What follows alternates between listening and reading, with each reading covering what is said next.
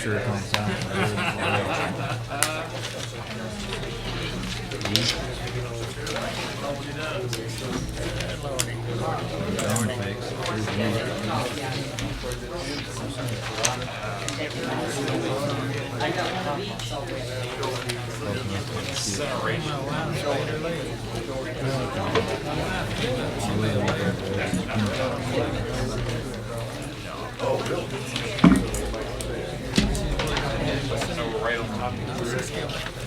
Have you heard anything from Mr. Hatfield? He usually walks in right there all the time, but he may not tonight. I got a minute. Give him a minute.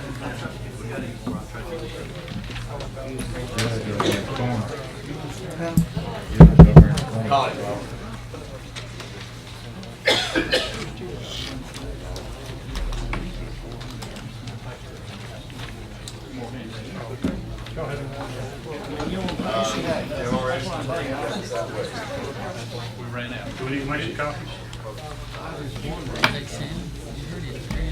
I did. I congratulate you on that. I feel a lot older, I know that. I really didn't feel that. I really didn't feel 63 until that baby started.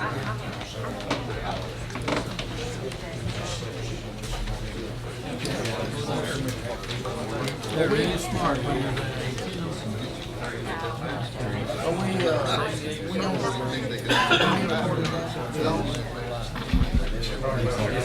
Disregard that message.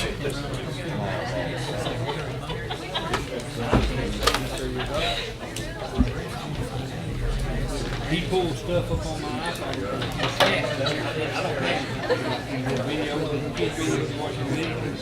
I'll give you my phone, you go to YouTube and sit there and pull up videos and that stuff. I did it's amazing what my hands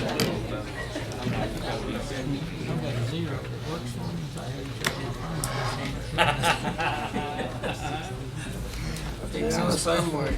Old school. hell well.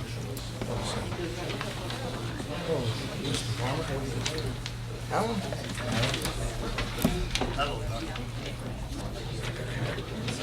Y'all have your sign sheet. Your sign sheet. Yes. I did. Have you signed it? I did. Sign.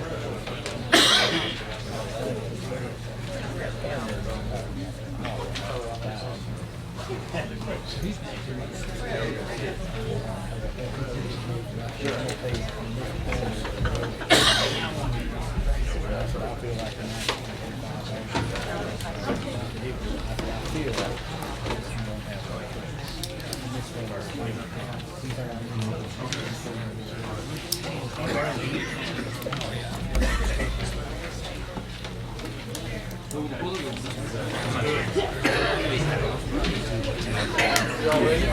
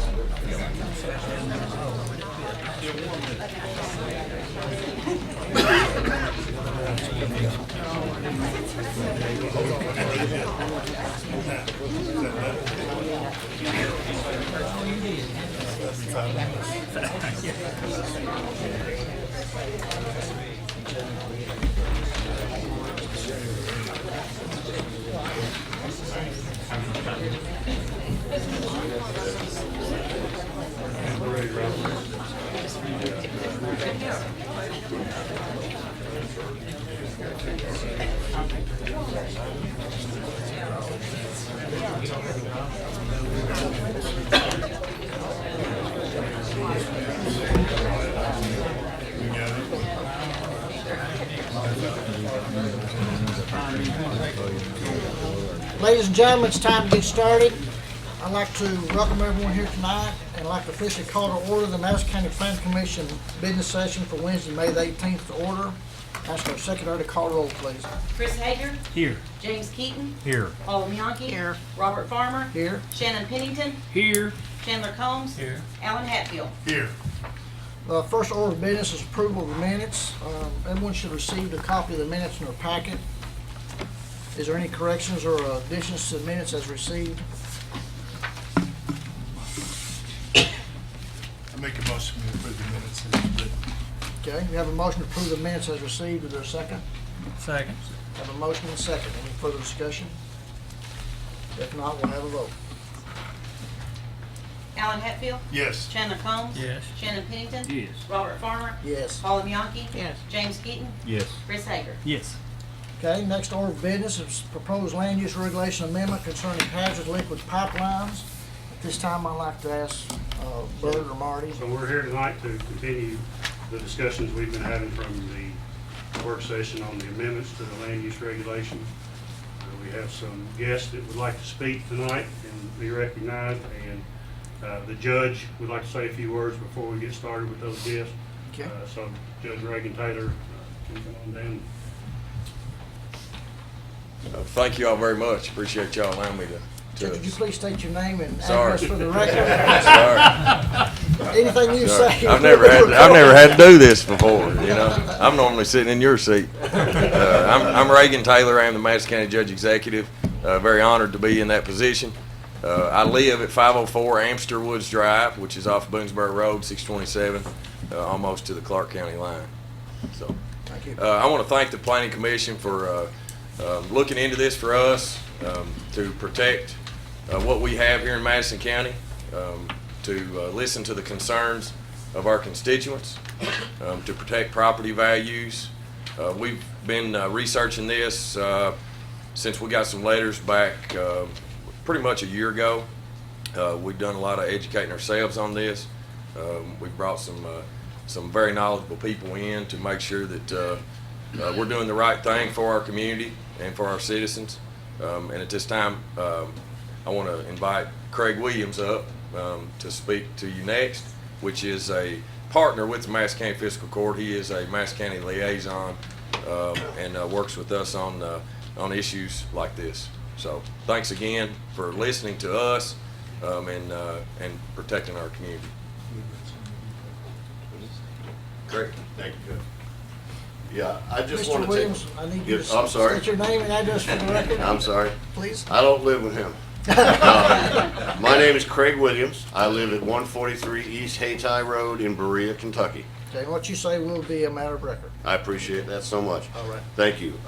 Thanks for the opportunity. Thank you for listening to us. Last time we were here, I believe it was a couple of weeks ago, the judge and I were here to try and explain and unpack some of the issues associated with what we're dealing with here tonight.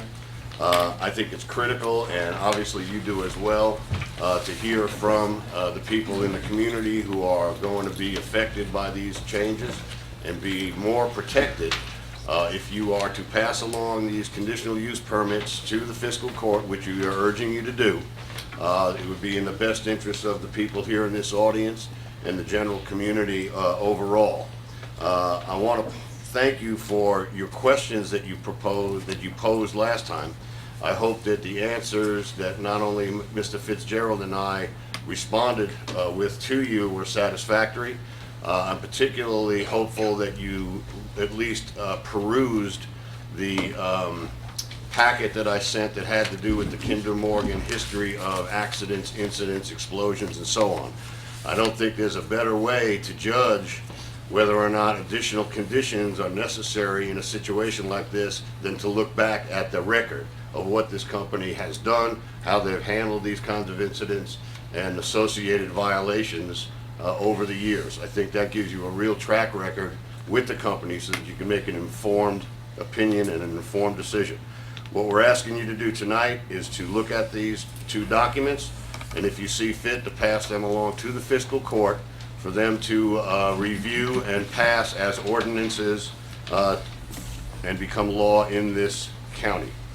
I would like to now have Mr. Fitzgerald, Tom Fitzgerald from the Kentucky Resources Council, come up and explain to you and the audience in specifics what these two modifications to the land use permitting actually do, so that it's clear. And then once he explains that, he's going to sit down and let other folks talk.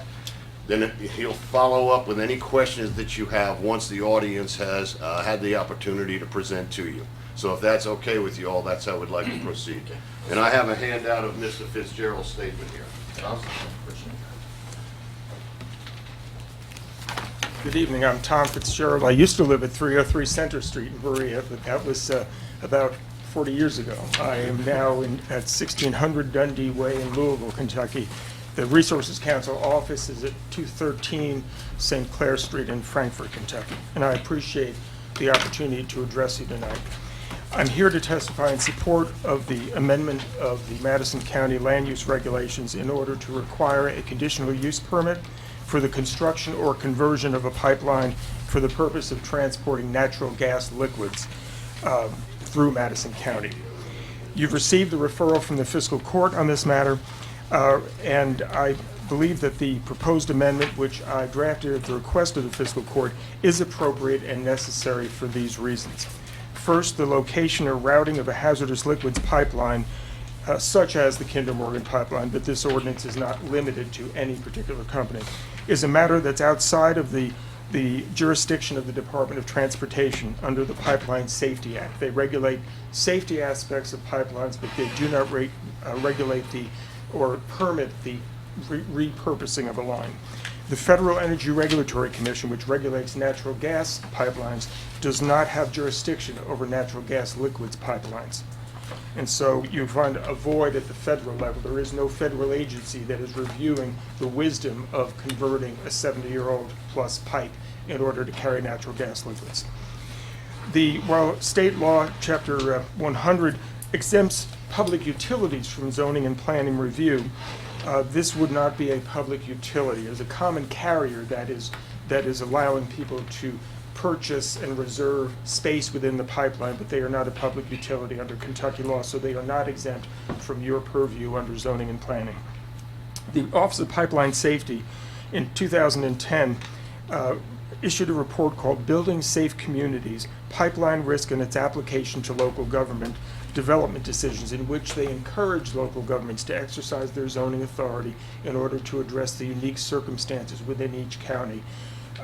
The Public Service Commission, you might be wondering, has no review authority over the repurposing of this pipeline as well. While some states do have state-level review, and we have state-level review of CO2 pipelines, we don't of natural gas liquids pipelines, which pose a far greater risk. In 2010, the Federal Office of Pipeline Safety issued a report on pipeline risk, noted that the potential consequences of transporting hazardous liquids, such as natural gas liquids, in pipelines are different than the risks of natural gas pipelines.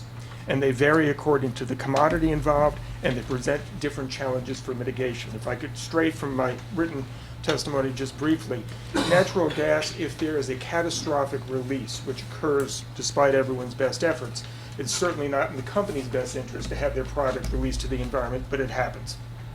The natural gas methane, if there is a release, it will either explode or it will dissipate, right? And I don't mean to minimize it, because I have a client who actually was burned over 60% of her body when she was a young teen, because she happened to be in the wrong place at the wrong time, and there was in fact an explosion over in northeast Kentucky.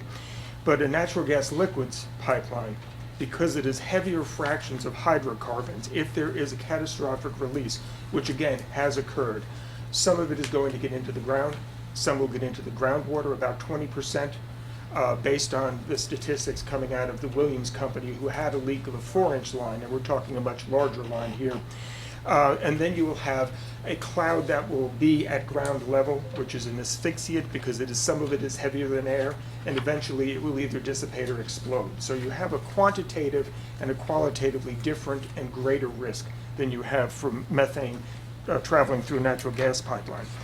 I will skip over 7 and 8 here, but just note that I gave you a copy, and I apologize, the copy quality is not great, of a letter from 2014 to the president of TransCanada Corporation, which was considering the XL pipeline at the time, from Jeffrey Weiss, who is the Associate Administrator for Pipeline Safety at the federal DOT, noting the importance of local government involvement, because there is a void at the federal level where there is no agency that is reviewing and approving the suitability of a particular location for a new pipeline or repurposing a pipeline. The specific changes that we're proposing would be to add a definition which mirrors the federal definition of a hazardous liquids pipeline. It includes any pipeline constructed or converted to use for transportation under pressure of crude oil, petroleum, natural gas liquids. Natural gas liquids, you may wonder, is an undifferentiated amalgam of a number of different hydrocarbons. You have pentane, you have propane, butane, isobutane. They're heavier fractions that are stripped out from the methane, which goes into one set of pipelines.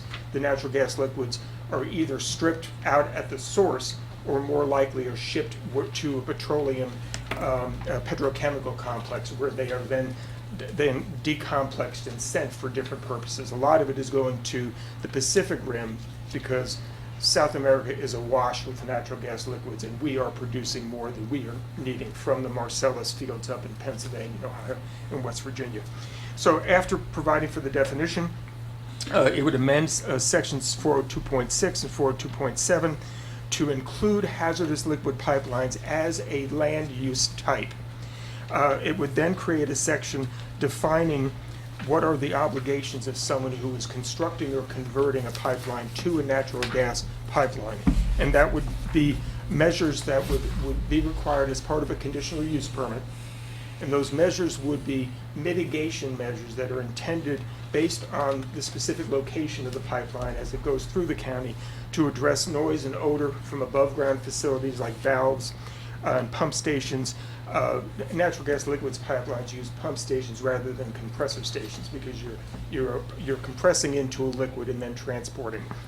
And also relief valves, backup power generators, other sources of noise or odor. So the applicant would be required to address how they are going to impose or will propose conditions that would address and make sure that their proposed use is compatible with the surrounding land uses.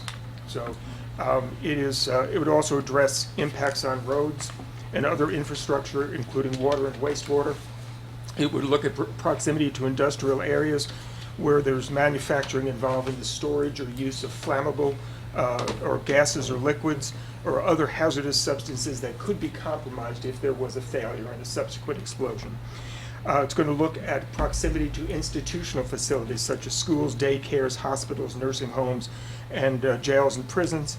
It's going to look at the proximity to public safety and emergency response facilities. The last thing you want to do is have a pipeline near an emergency response facility that then cannot be deployed because there's an explosion hazard. You don't want to turn over any sort of a crank on an engine, because you then set off the explosion. So it would also look at proximity to current or planned places of mass public assembly, such as churches. Would look at proximity to historic, cultural, and natural resources of significance, and look at proximity to and impacts on prime or significant farmland. We tend to minimize the potential for conflict with agricultural land uses, but agriculture is a proud part of Madison County's tradition, and the last thing you want is failure resulting in contamination of soil or groundwater. Out in Parachute Creek, Colorado, where a 4-inch pipe leaked for a couple of weeks before somebody stumbled on it. It wasn't detected by the company. They had extensive groundwater contamination with benzene. They are still, I think, digging soil and pumping and stripping out the groundwater to get the benzene out of the water so it doesn't go into Parachute Creek and then into the Colorado. So the board, you may be wondering, the Board of Zoning Adjustment today would deal with whether somebody's fence is too tall. Tomorrow you're asking them to deal with a hazardous liquids pipeline. This is a little bit of a fast learning curve. For that very reason, we have put in place a provision that the board may retain the services of a consultant who is familiar with the potential risks, who can independently review the application and make recommendations to the board on what would be appropriate mitigation conditions, and that cost of that consultant would be paid by the applicant. So there is provision for that in there, so you would have, basically someone who's an independent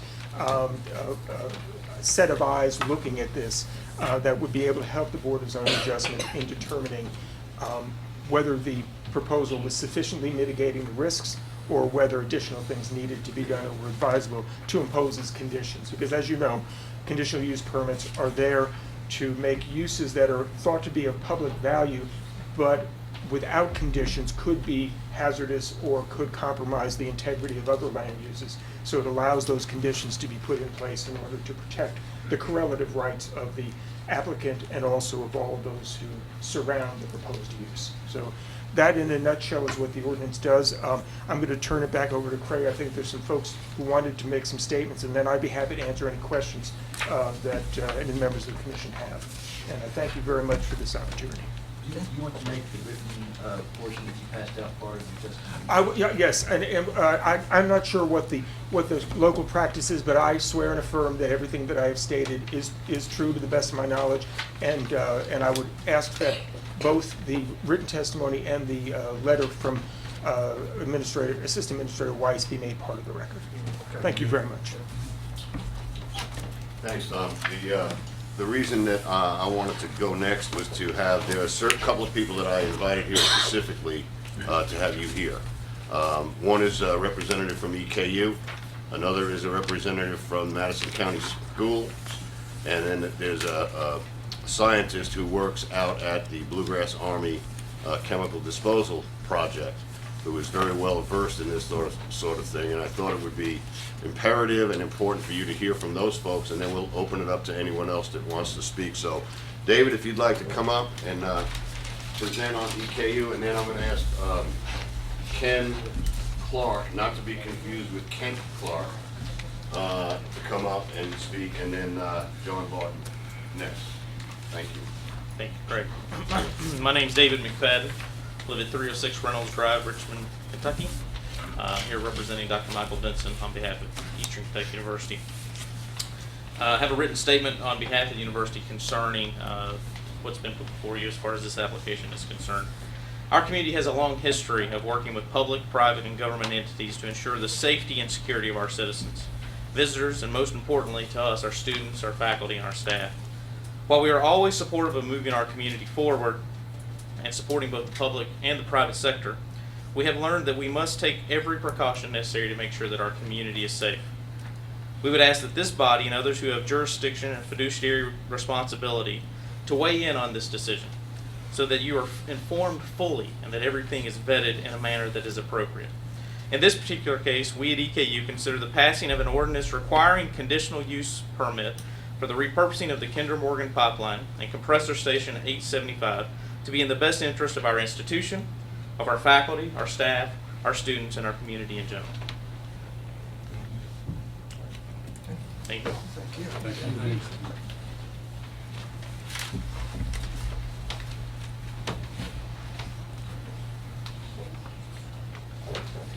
My name's Ken Clark. I'm at 1399 Goggins Lane, Richmond, Kentucky, and I work at Kit Carson Elementary, 450 Tates Creek Road, Richmond, Kentucky. I'm here on behalf of Madison County Schools, Superintendent Thomas, and also representing Kit Carson, expressing opposition to any consideration of repurposing of the specific pipelines that are within a half-mile of Daniel Boone Elementary, Madison Central High School, Glen Marshall Elementary, and B. Michael Cottle Middle School, which is also, if you've seen the map that's going around, in immediate proximity of my school. My statement's pretty simple. It's about my kids.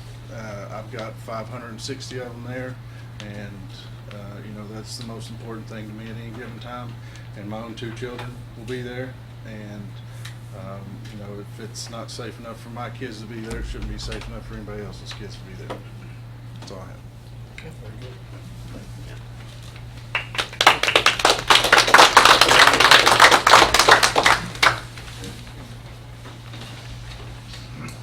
My name is Dr. John Barton. I live at 404 Michael Court here in Richmond, Madison County. So the views I wish to express today are as a concerned citizen, an engineer, and a scientist.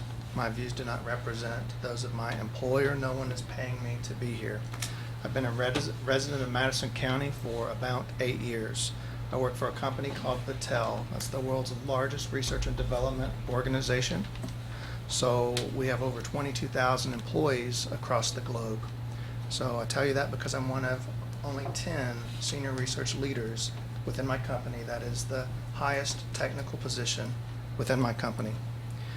So in Madison County, I serve as the BGCAP Chief Scientist. That's the Bluegrass Chemical Agent Destruction Pilot Plant. There I provide science and technical direction for our plant, and specifically for those systems that protect our workers and the environment, all those things about agent that we are very concerned about. I'm not here today to represent the views of the BGCAP or of the Assembled Chemical Weapons Alternatives Program. So I've got 22 years of applied engineering experience, not including the 9 years that I spent in school. I graduated summa cum laude with dual degrees in chemistry and mathematics. I have graduate degrees in chemical engineering from the University of Virginia, master's and PhD. After I finished that, I went to the Pacific Northwest National Laboratory. Then I moved on to the Oak Ridge National Laboratory, where I worked for more than 10 years. So I got to work with a lot of hazardous chemicals at both of those sites. I got to work with underground contamination sources and remediation technologies for all of those problem chemicals, explosives, pesticides, PCBs, radionuclides. I have done all of that. So I'm here today to express my concern about the proposed pipeline conversion. My concerns are not unlike all these concerns. I think a lot of you probably know a lot more about this than I do and have worried about it for longer than I have.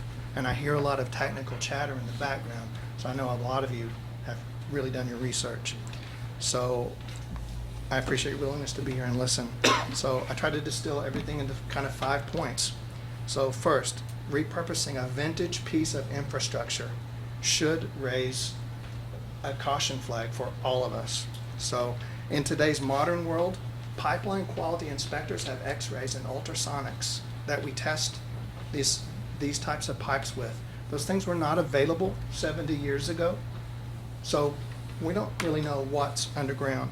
So you perform those inspections before you bury a pipe. You don't re-perform those inspections, unbury the pipe, and then re-inspect. That would never be done. It's prudent for us to review and understand exactly what this company will do to ensure the pipeline integrity, not only during the conversion, but in an ongoing fashion.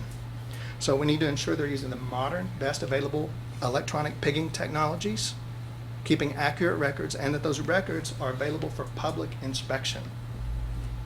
That's important. So I'm concerned about any pipe that's older than I am, and I'm concerned about any pipe that might be as old as Craig Williams. So it's important to understand that the existing natural gas pipelines running through Madison County were designed for transport of compressed gas, right? So that compressed gas is methane, and methane is a whole lot, like natural gas liquids, in that it's made of carbon and hydrogen. But unlike natural gas, which you cannot compress easily, Natural gas liquids are chemicals that can be compressed with moderate pressure, right? So that allows you to pump them through the pipeline as a dense liquid rather than as a gas that's dilute, essentially. So now you're moving a new state of matter through a pipeline that was never intended to carry that state of matter, that liquid. It just wasn't there. In the chemical world, we describe natural gas liquids as highly volatile. So at room temperature and pressure, those lower molecular weight liquids such as ethane and propane and butane and pentane, right? Those aren't liquids at all. They exist as gases. So if you open up a butane cigarette lighter, right, that's got butane, that's a natural gas liquid. So that butane will boil away. Same thing with a propane tank. It boils away. In practice, the boiling may be very rapid. It may not look like boiling at all. It may burst, right? Because it's trying to expand so rapidly. So these pipelines are under pressure. For them to contain natural gas liquids, the pipe has to be under pressure for it to maintain the gaseous, for it to maintain that liquid state, right? So as I was thinking about how this new pipeline would operate, I thought of my grandmother's gas stove, right? So I cleaned that all the time when I was a kid. I was familiar with the burner array and how the gas lines lead to the eyes on the stove. Some of those pipes were pretty corroded. They thinned over the years, but they could still deliver the methane, the natural gas, to the eyes of the stove. Imagine trying to flow a dense liquid through those same corroded pipes. It might not hold up so well. That retrofit might not be safe. We need to make sure Kinder Morgan has completed the structural integrity calculations. They can't over pressure rise or under pressure rise this pipeline. The consequence for a hole in the pipe of my grandmother's stove is that she would have a fire somewhere in the stove. The consequence of a liquid break in the same stove would be a big fire that would burn your house down. Very, very different consequence. So when compressed volatile liquids are exposed to atmospheric pressure, they expand quickly.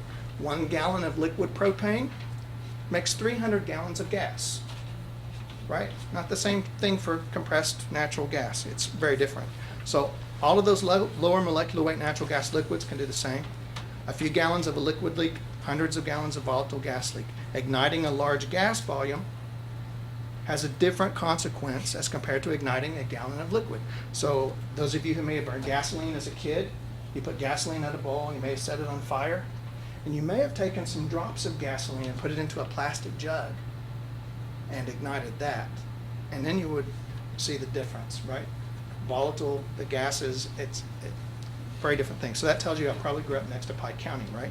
So I want to point out that this concern exists for the components of natural gas liquids that have the higher molecular weight organics like pentane. The liquids may be real liquids at room temperature and pressure, but they want to turn into gases. They're highly volatile. They evaporate quickly. If you spill hexane, pentane on the floor, it will disappear in seconds, at least at room temperature, right? It goes very fast. My fourth concern is about consequence. The consequence from a natural gas leak and natural gas liquids leak are of course different, and we've heard from Mr. Fitzgerald. When you perform a standard industrial hazard risk assessment, a change in consequence is just as important as a change in probability. So natural gas is half as dense as air, has a molecular weight of 16 gram per mole. Air is about 30 gram per mole. So when you have natural gas, what happens to it? You put it in air or you put it in a balloon, it rises like a kite. It will go up in the air.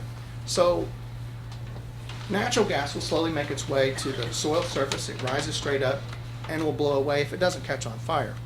Natural gas liquids, on the other hand, when they convert into the gaseous state, just like Mr. Fitzgerald said, it's a different ballgame. The only component that is as dense as air in natural gas liquids is ethane, but it still persists at the ground level. Sometimes natural gas liquids companies remove ethane because it's not safe for transport. So they modify the chemistry of the natural gas liquids. I don't know what Kinder Morgan is planning to do. So these other natural gas liquids, they're dense. What does that mean? It means they persist at ground level. They're potential asphyxiants. They can collect in low-lying ditches, ravines. They stay at ground level.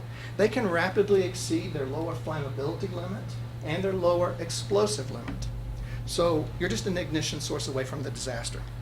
My last concern is about environmental contamination. You don't want a natural gas leak underground, but the primary hazard from that to the environment is really from it percolating to the surface and then kind of blowing away, and about how long that takes.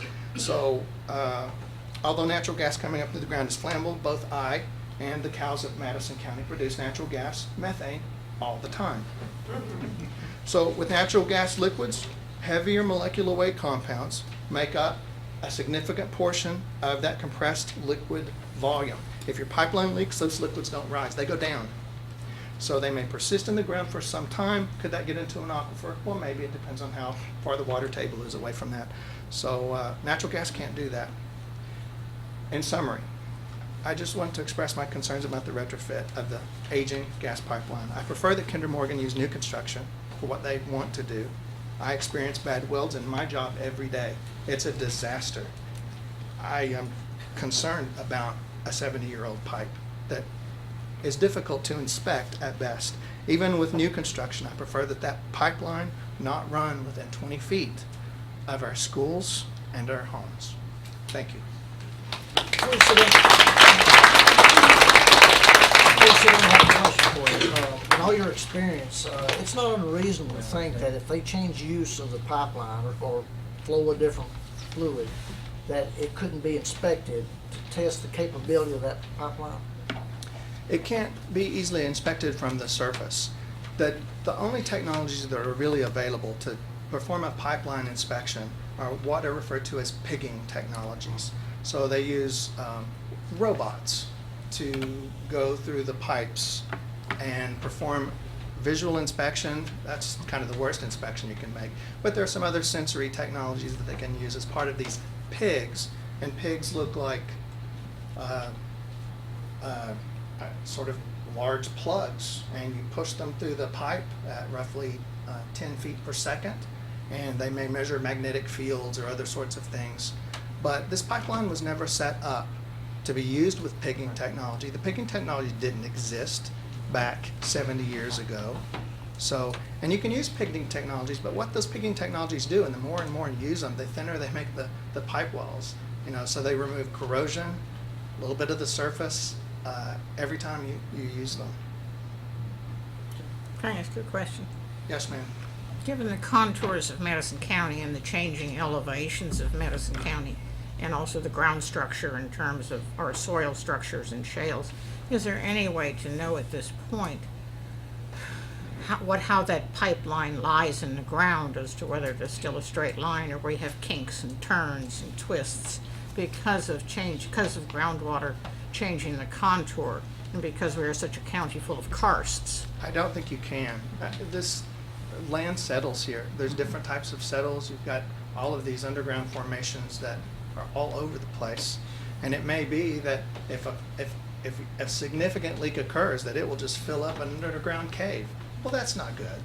So, yeah, it's not a good condition, especially for a pipeline this size. At this point, there is no way to know even if the pipeline is kinked as a result of going over contours and settling into contours. I don't think magnetometers can reach that far through the ground to do a surface measurement. Not that anyone would have tried that from this company. Thank you. Thank you. I'd be happy to answer any questions that any of the members of the commission have. In brief response to your question first and then yours, Dr. Ralph Ewers, who is emeritus professor at EKU, is one of the best karst hydrogeologists in the world and is recognized as such. He did a paper when the competitor pipeline, which was the Bluegrass pipeline that was going to build 600 miles of new line and then tie in Hardensburg to a repurposed existing line of the same vintage of the Kinder Morgan pipeline. And he noted two things about pipeline, changing a natural gas to a gas liquids pipeline. One is you're putting additional weight on the pipeline, which may exceed the tolerances that it was designed for. Now understand, this is lap welded pipe from the 40s, okay? That was done at a time where there was no x-rays for welds. There are stresses along the longitudinal weld for low resistance arc welded pipe, and this predates that generation of pipe. And there are specific guidances that have come out from the Federal Pipeline and Hazardous Materials Safety Administration saying you need to be very careful about repurposing pipelines, about changing the flow, about changing the products for some of the reasons you just heard. You're putting extra weight if there are unstable geologic formations, which are present in much of the pipeline route as it comes through western Kentucky, comes through Madison County. You could very easily exceed the tolerance stress level for those pipes, causing either a longitudinal break or what they call a guillotine break, which is a break across the face of the pipe. And the other concern that Dr. Yu has pointed out is not only is it more likely to have a catastrophic failure, but the consequences will be much more widespread, because as you know, in a karst terrain, there isn't the soil there that's going to attenuate the flow. It's going to flow rapidly and with very little attenuation. So you could have a significant groundwater contamination. What is the diameter of that pipe? 24 and 26. It varies in a couple of different places. I think as it's coming through here, it is 24 inch. When it gets up to Rowan County, it changes to 26 inch. So you're dealing with, with a pretty significant failure. There was testimony in front of the Environmental Quality Commission, which is the state advisory commission, when the Bluegrass Pipeline was still a viable project that was still being pushed by the applicant, that talked about the fact that there's a lower limit at which they cannot detect releases. Okay, and that lower limit could result in significant contamination before it would trigger the alarm systems that they have, that they remotely monitor from Oklahoma or wherever the central office would be monitoring. If there's other questions that you have. Well, we talked about FERC and the Federal Regulatory Commission. What about state? What kind of support can we get from the state on this? They have The state will, if there are new crossings of streams, they will be involved. If there is a requirement for new construction in a wetland area, the Corps of Engineers would be involved, but there is no state level review of the wisdom of repurposing this pipe. The Public Service Commission does not have jurisdiction. They cooperate with the federal DOT to inspect interstate gas pipelines, but they don't regulate natural gas liquids pipelines. So it's outside, the PHMSA, the DOT people, have guidance that they do, and they have regulations that they do. But the way you know whether a company has complied with those is after the fact, because they don't require that you document to any federal agency or any state agency that you're doing the proper testing. In answer to your earlier question, they will hydro pressure the pipe at 125% of what they intend to use as their normal pressure. Problem is you can propagate fractures or propagate small fractures into big ones by the very act of hydro pressuring. You can weaken existing pipe, and that is a concern that's been raised. 2 years ago, I was at the Pipeline Safety Trust, and there were a lot of the pipeline professionals who indicated old pipe is more problematic, and this is certainly old pipe. I have a couple of questions before we get on to something else. Two things about the pressure, and I brought this up last time, but while we're talking about pressure, does anybody have any idea what the operating pressure of the gas is now versus what the liquid would be proposed at? That's a good question. I don't have that off the top of my head. One of the other witnesses may have that, but it is the differential in the pressure is an issue, but there's also the fact that you have different pressure gradients because you are taking a pipe that was sending a gas south to north using compressor stations. You are now reversing the flow and reversing the strains on that system, and you have different surges from liquids than you would from gas, where you don't see those kind of surges. And So what there's- about pipe linings? Do you know if they are proposing just using the line like it Yep. is? Because you spoke of technology earlier. Well, one of the fastest growing technologies now is to repurpose old lines and To line reline them. Yes. And which makes them stronger than they were to start with. Absolutely. You have folks doing that with water mains. You have folks Sewer. doing that with sewers in order to extend the useful life of them. My understanding from reading their application to abandon the pipe and then to repurpose it is they do not intend. They intend to put in some new valves, which are shut-off valves. They intend to reroute some of it around, I believe, Memphis, who has requested they do so, but they don't propose to line it at all. They propose to pressure test it. They propose to run, a pig through, which is the smart pigs, they call them, and apparently they sound like pigs when they're going through the pipe. There are a number of different sensors that they're trying to read deformations and cracks and things.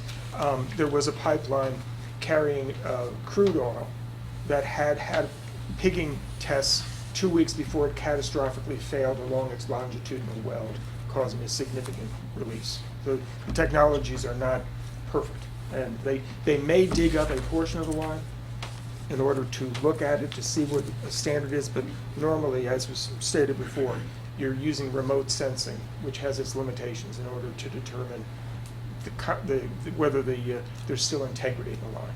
If I could add one detail to one of the Who's comments. Please, come back up to the podium so it'll be recorded. On the microphone. Thank you. It's important to remember that the liquids are incompressible. Gases are compressible. The forces exerted from a liquid, from a pressure change on a wall, is different from the force exerted by a gas. Gases are compressible. They can expand and they can compress. Liquids do not do that. So when you expand a liquid, it will expand something else. Is there anything in place that requires them to tell us if they're gonna change the use? I mean, this is all underground, they could change the use somewhere south, we'd never know what was going through the pipe. Is there- They are required, currently, the FERC at the federal level issues what's called a certificate of need, right? So you don't get more pipelines theoretically than you need for natural gas. This is one of 3 lines that come up from the Gulf towards the northeast. What's happening is there's so much gas being produced in the middle Atlantic states now that they no longer need one of these pipes, or at least they're claiming they don't need one of the pipes to go north with gas. So they're going to take these natural gas liquids that are co-produced up in the Marcellus and the Utica shales and run them south.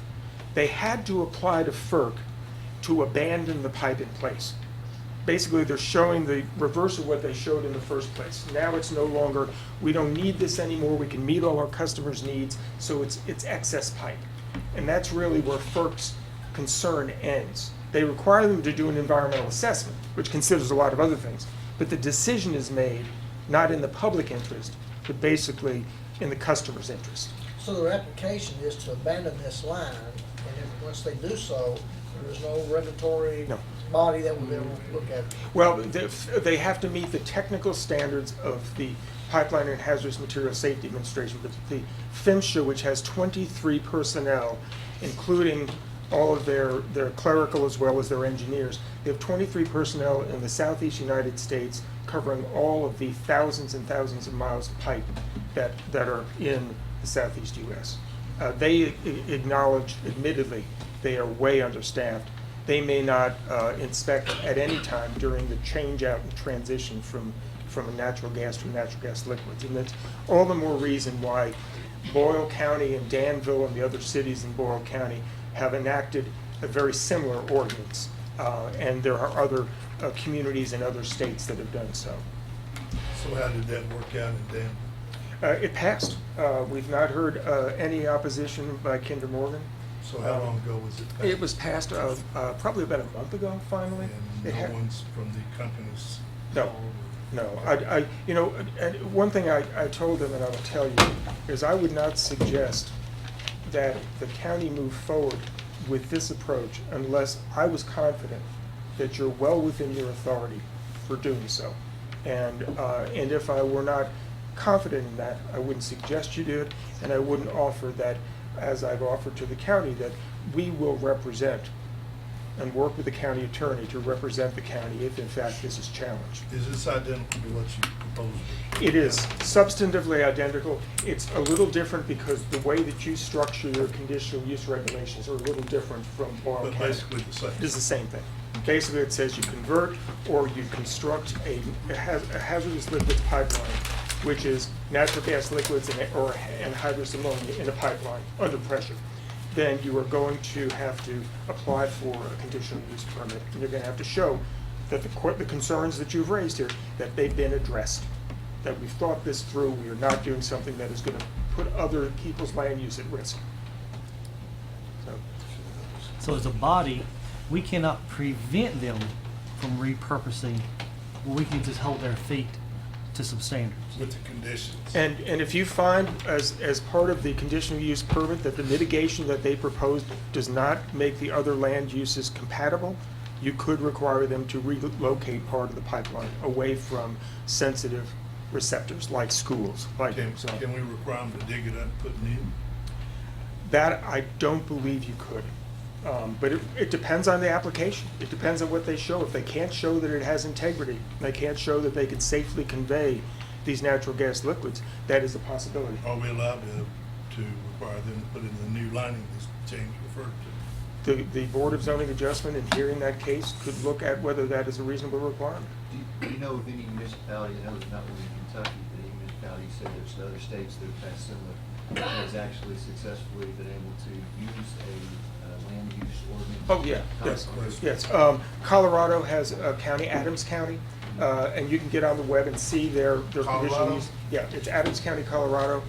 There's also, I believe, the state of Washington. There are some other states that have state-level review boards, which is missing here. You know, we have a board that will look at, which is comprised of the public service commissioners and then the counties through which a pipeline would go, that looks at CO2 pipelines, but not natural gas liquids. It's just a gap. I'm not sure you understand what I was asking. I'm sorry. A land use regulation regarding liquid natural gas, similar to this, NGLs, yeah. and that a local municipality or local government has been able to successfully uphold that regarding not allowing or enforcing relocation of those kind of lines, or it's been challenged in court.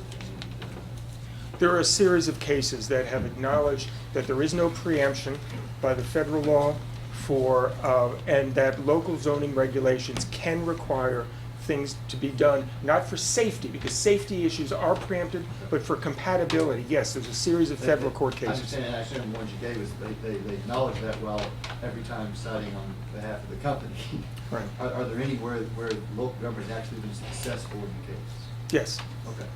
Yes, in fact, I've not found a case dealing with natural gas liquids where a court has struck down a local government ordinance that was regulating for compatibility.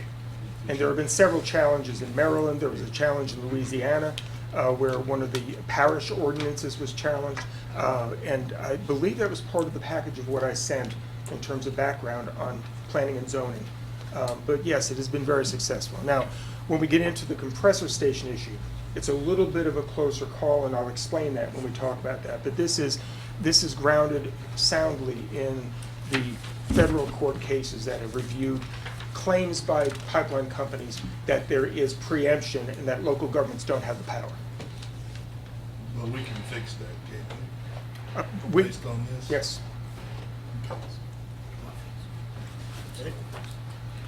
Any other questions? Any other questions for commissions before I recognize anyone in the audience? Okay, this time, is there anyone in the audience that'd like to come up to the podium and state their concern different from what we've discussed?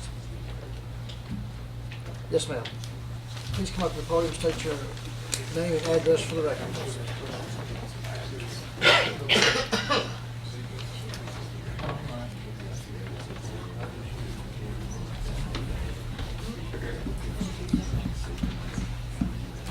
My name is Victoria Lagenza. I live at 413 Michael Court in Deer Creek Estates. And as far as I understand, I'm new to finding out about the pipeline.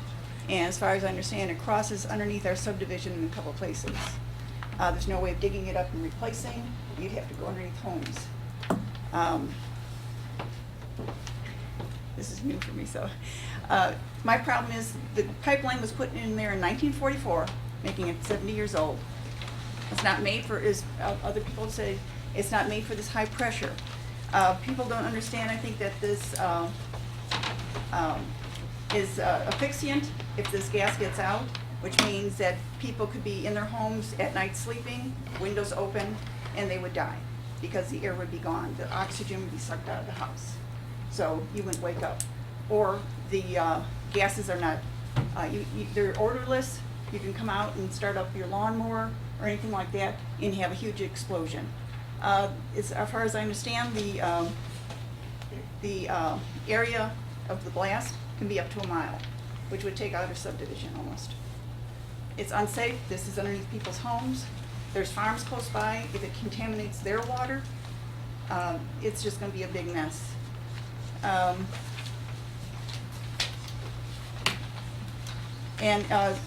far if they can test it, they have their 24/7 monitoring. But if it's a small enough break, they can't. You can have up to 300,000 gallons out of there before it's detected. It's not going to, and that could be a small leak, and that's how much you get out there before anybody would know about it. It's going to affect property values in the area. I know if I was just going to buy into an area and find out that this was underneath the homes in there, I would not want to buy in that area. So it's going to affect that. But it is very dangerous. This is a very bad idea. They need to relocate this pipeline someplace else. That's all I've got to say.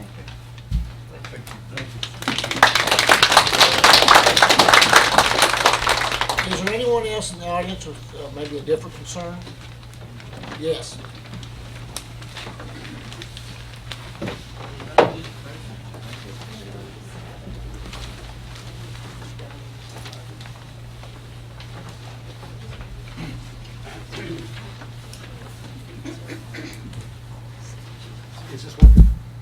I'm Glenn Rainey. My wife and I live at 227 Sunset here in town. I've got two things I wanted to say. One is a kind of personal reflection. One's a kind of bigger picture. The personal reflection is we own a hayfield out off Muleshed Lane. And when we drive out there on Crutcher Pike, we go across this repurposed line, then turn onto the hayfield, and one of the other gas lines runs under that hayfield. And when we drive across it, the car or truck bounds. There's a trench there right on top of that line. I don't know if it's a 70-year-old trench or one that developed. We have no way of knowing. The farmers that worked it years ago are dead. But there's a trench right on top of that gas line.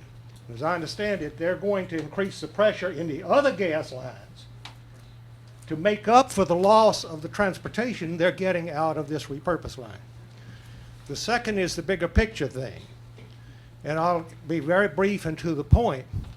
Any politician who starts talking about the burdensome, onerous, nasty, heavy-handed regulation of industry by the federal government needs to pay attention to what's happening right here and right now, and look closely at Kinder Morgan and how much burden and pressure and onerous mistreatment they are under from all these federal regulations. Apparently, there's no federal regulation to stop them from doing this. Now, I could talk about what's going to happen, who's going to get prosecuted for voluntary manslaughter if that pipeline blows up. I suspect it's nobody. Thank you.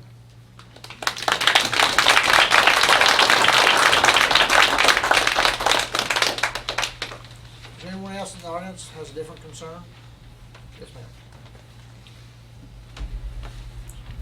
My name is Mary Niskern. My current address is 324 Forest Street, and Berea. I will raise the concern of the expense of cleaning up the contamination from potential or potentially inevitable leaks of whatever scale. Who is going to be bearing those costs? We talk about supporting business interests in our county, but we also look at the county fiscal responsibilities, and if there is a catastrophic failure of this pipe, is Kinder Morgan going to be the one covering all of the expenses, or will the citizens of Madison County be paying for emergency workers? Will we be paying the price in land values deteriorating? Will we be paying the long-term expenses of attempting to clean up the mess from a failure of this pipe? Mr. Fitzgerald, can you address Kinder Morgan will not be operating this project if it is repurposed. They are going to transfer the asset to the Utica Marcellus Texas Pipeline LLC, which is a limited liability company. There is no minimum requirement for capitalization of a limited liability company. So the primary asset that they will have is the pipeline. Of course, if there is a catastrophic failure, your asset becomes a major liability. And so there is no federal requirement, no state requirement that I'm aware of that requires a minimum amount of property and casualty insurance to be maintained by a pipeline. Which is So all. we could be hung with the bill. I'm sorry? We could be hung with that amount of money if it's some catastrophic failure did occur. If the company were to declare bankruptcy or otherwise shed its liability, yes, you could be left with the cost of either the non-cleaning of the property or of having to go out and do the emergency response. And those are the sort of mitigations that could be explored in a conditional use permit. Is the requirement to provide insurance against the risk? Is the requirement to look at the lining of pipes near areas that have schools, places of worship, those sorts of things? All of that is the reason that you have the flexibility in a conditional use process and have the consultant to review the specific circumstances, not only of this project, but if somebody else decides that they want to construct or convert to run natural gas liquids. Okay, is there anyone else in the audience?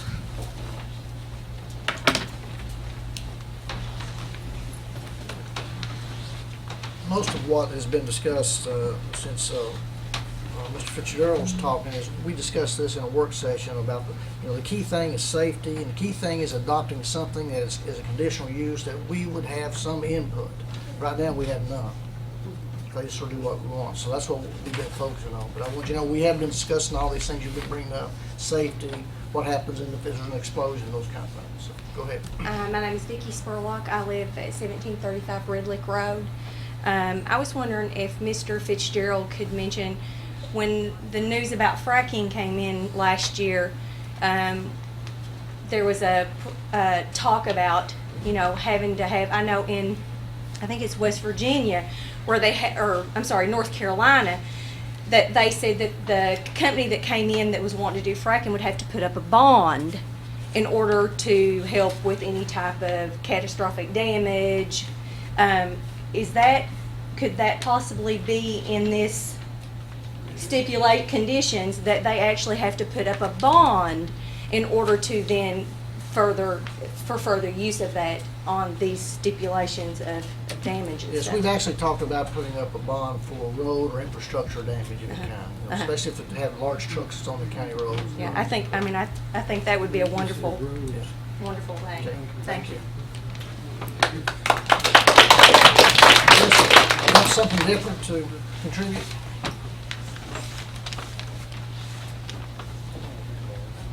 Bruce Pratt, 285 Bob Harris Road, out in Union City. The pipeline would be about 100 yards from our property line. But as you look at these types of projects, I think you got to look at the risk versus benefit. And we've already demonstrated the risk, huge. I see no benefit to Madison County. You're correct. I see absolutely no benefit. There might be a few jobs. That's potential, and they'd only be temporary during construction. Thank you.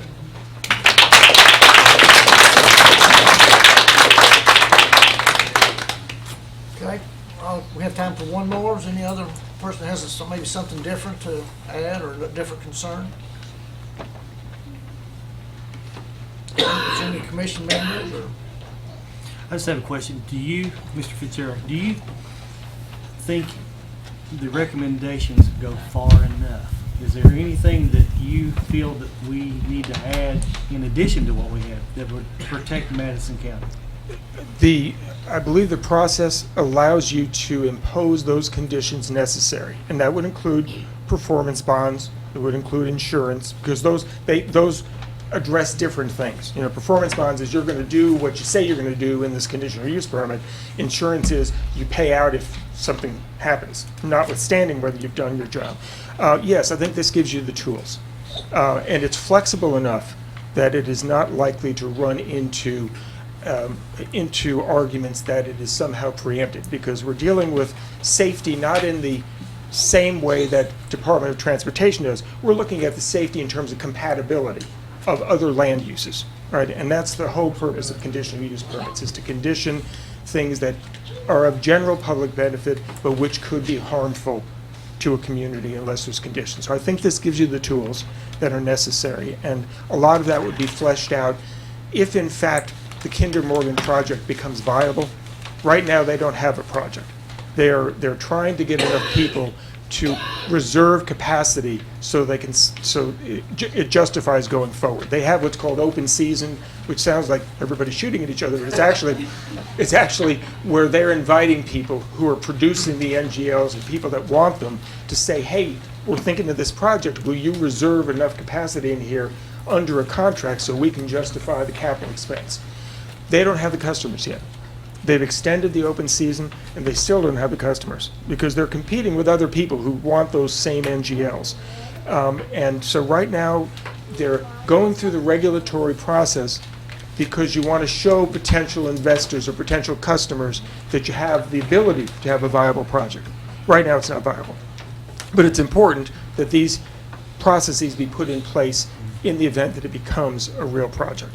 Well, maybe if enough counties put in regulations, it'll scare potential companies to death to repurpose the pipeline. You know, Commissioner Hager, it may convince them that having to account to local communities for some of these hard questions, it really is in their best interest, as has been recommended, to use new pipe rather than to try to repurpose an old pipe that was never intended for this kind of a hazardous liquid. Your point's well taken. Thank you.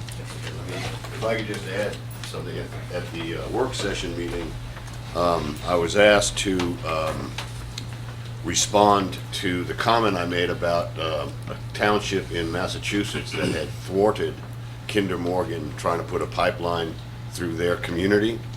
And in the research that I did on that, it wasn't even a natural gas liquids pipeline. It was a regular natural gas pipeline.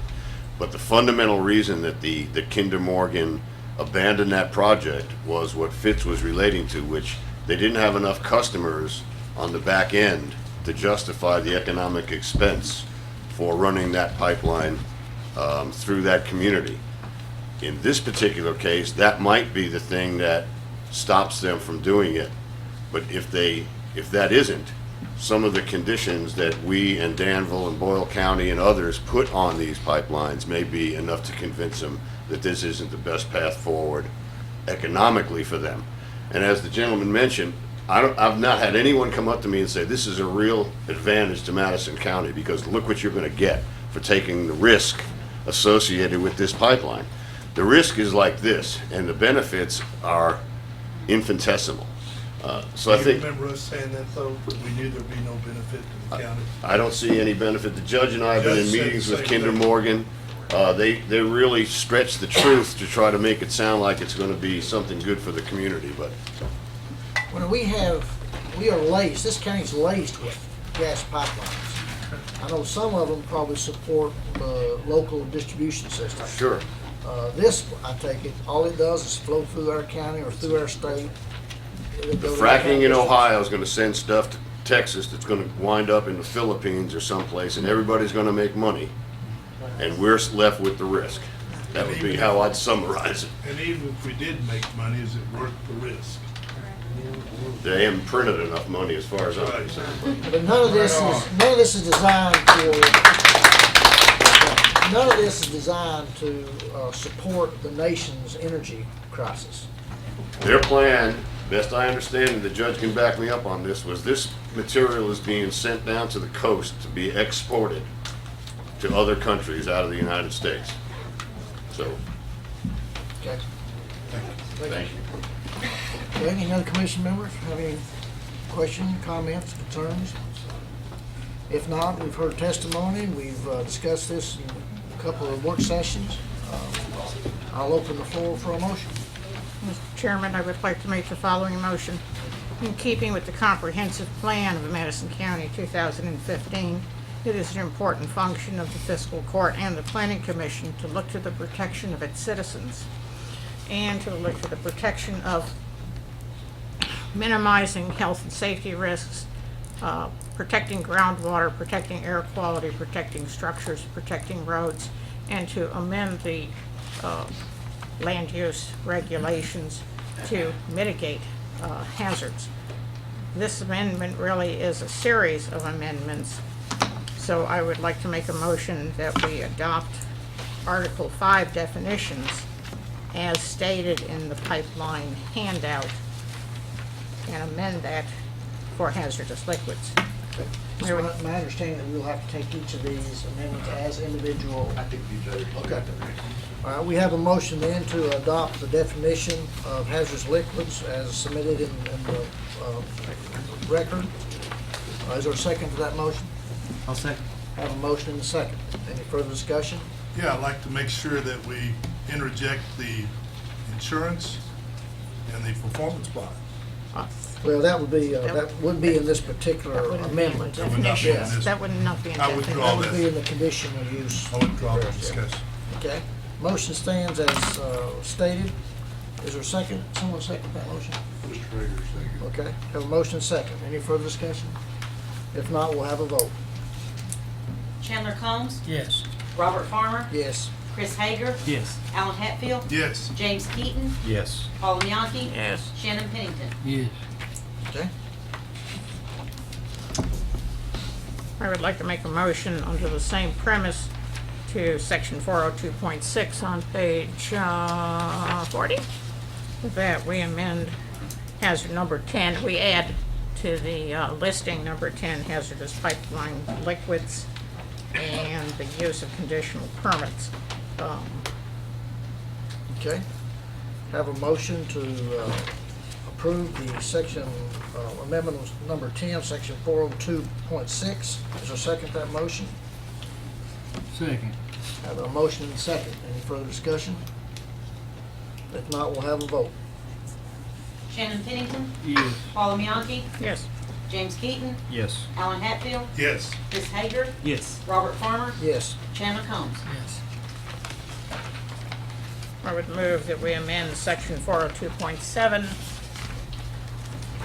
on page 40 of the land use regulations, industrial zoning districts,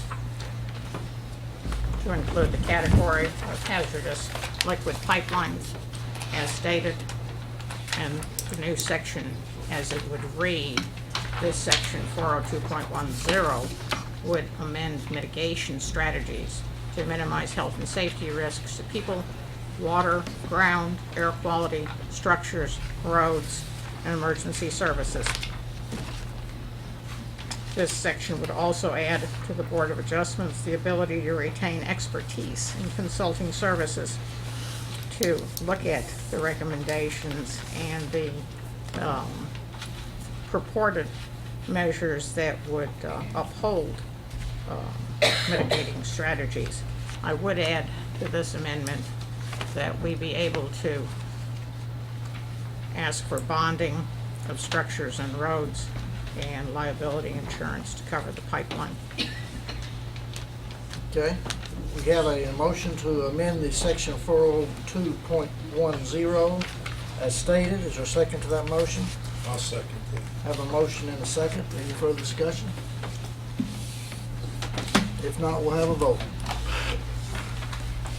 Chris Hager, Yes. James Keaton, Yes. Paul Bianchi, Yes. Robert Farmer, Yes. Shannon Pennington, Yes. Chandler Combs, Yes. Alan Hatfield. Yes. I do need to go back and say that we need to amend section 402.7 to include in the charts the following category of hazardous liquid pipeline and to make it a conditional use approval. Okay. Now, you make that as a amendment to the motion? Yeah. 402.7. So you need to bring that. We have a up. motion to amend 402.7 as stated. Is there a second to that motion? I'll second that. Have a motion and a second. Any further discussion? If not, we'll have a vote. Alan Hatfield, Yes. Chandler Combs, Yes. Shannon Pennington, Yes. Robert Farmer, Yes. Paul Bianchi, Yes. James Keaton, Yes. Chris Hager. Yes. That's That's all. Okay?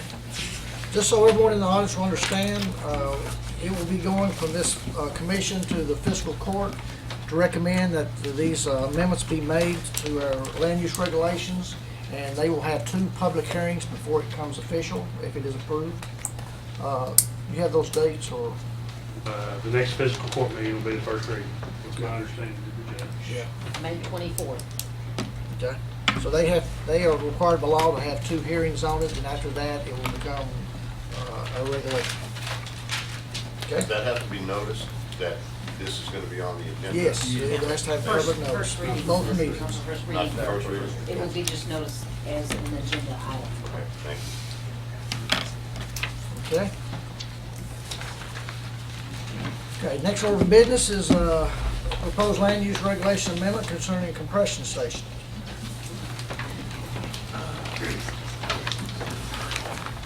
Mr. Fitzgerald, you will be speaking on this, on behalf of this issue too. I am still Tom Fitzgerald, and I still live at 1600 Dundee Way in Louisville.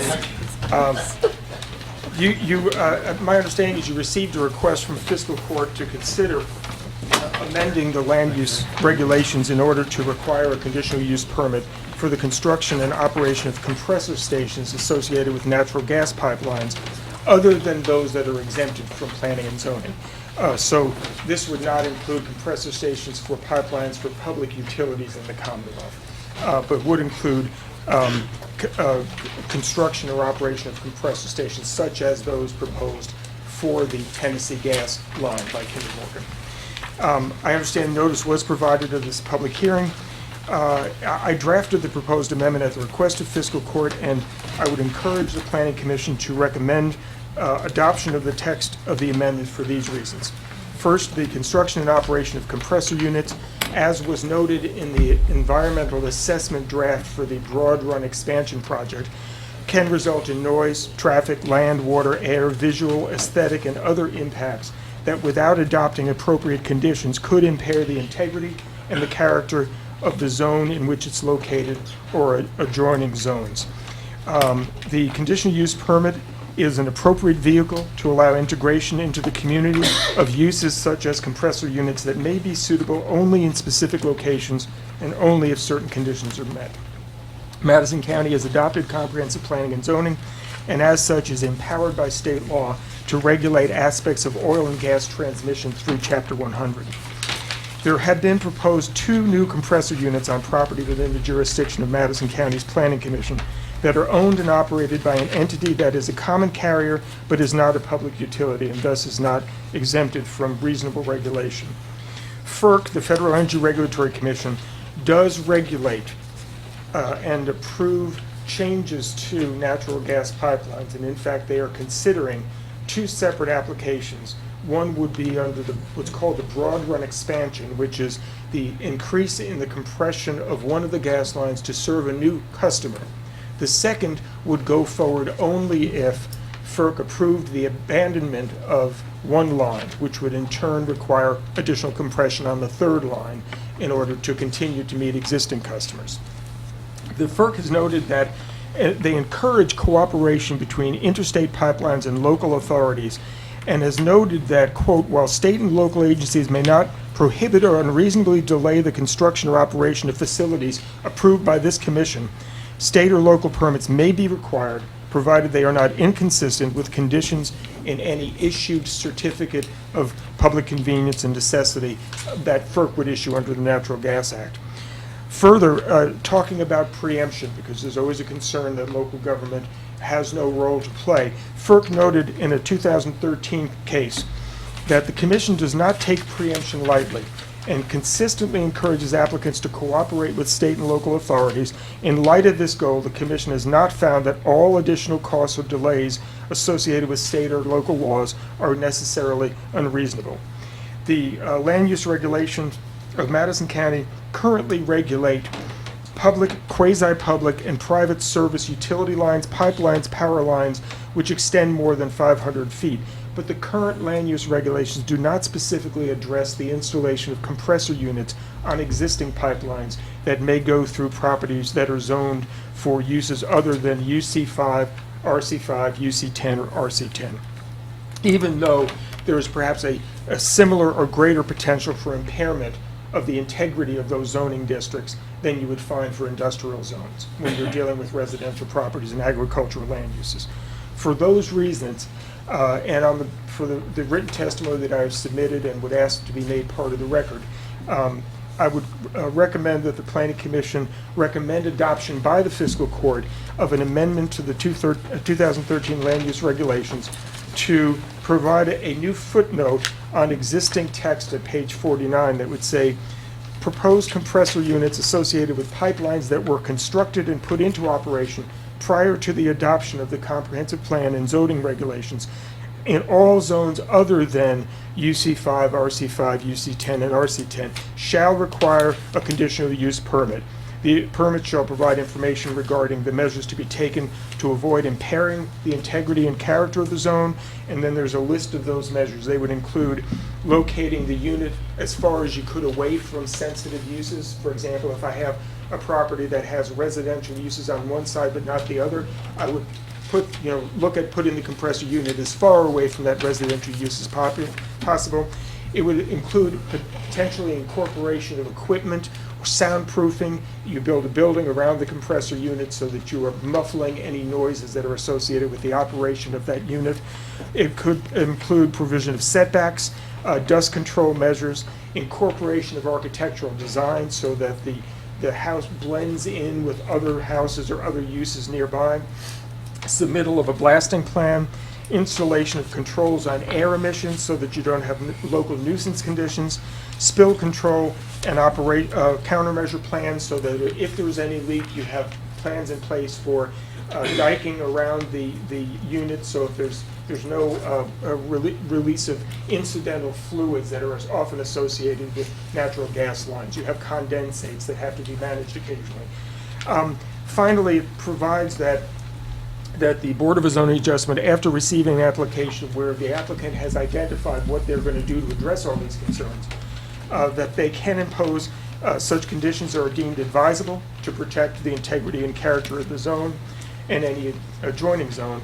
And additionally, in order to try to make sure that we are acting in a way that is consistent with FERC, it provides that if they have already received approval from FERC, and there are conditions on that operation of the compressor station, that they would provide those to the Board of Zoning Adjustment so they could assure that those could be incorporated into the conditional use permit and be independently enforceable by Madison County, and also so that they're not being incompatible with the conditions so as to trigger a claim of preemption. So it is intended, again, the FERC's regulation of compressor units is unlike their non-regulation of natural gas liquids pipelines. If you've read the draft environmental assessment, you will see that many of the things that are listed in this conditional use permit are the very concerns that FERC has identified and tried to address compressor station by compressor station. So the conditions they may put on compressor station 875 are not the same as the ones they may put up in Rowan County, where there's also a new compressor station. They really are looking at the adjoining land uses and trying to mitigate. This is a way for the county to have a voice in that process and to impose additional reasonable conditions where FERC has not addressed that particular concern. So I'd be happy to answer any questions that you have. There is one case out there. It was a U.S. District Court case in Rhode Island that suggests that the preemption by the Federal Energy Regulatory Commission of local government zoning is complete. That is not FERC's position. They have said, we do not believe, they have said, as I quoted, and it's in the written testimony, we don't take preemption lightly, and we encourage the state and local government cooperation by the pipeline companies. So I'd be happy to answer questions that you have. I have a question. Yes. Is the environmental assessment by FERC such specificity that there is no need for the Board of Adjustments to retain the services of a consultant with expertise in these issues? In this situation, you are dealing with a very discrete set of risks associated with a compressor station. And I think as you review the draft environmental assessment, it's out for comment. The comment period now is closed. They're going to take all the comments they receive from other agencies, from the public, and they're going to issue their final environmental assessment and then make a decision. It is sufficiently identified, the different types of risks, that I think the Board of Zoning Adjustment could, without having to retain an additional consultant, would be comfortable looking at it, looking at the environmental assessment, looking at what they're proposing to do in order to address these concerns.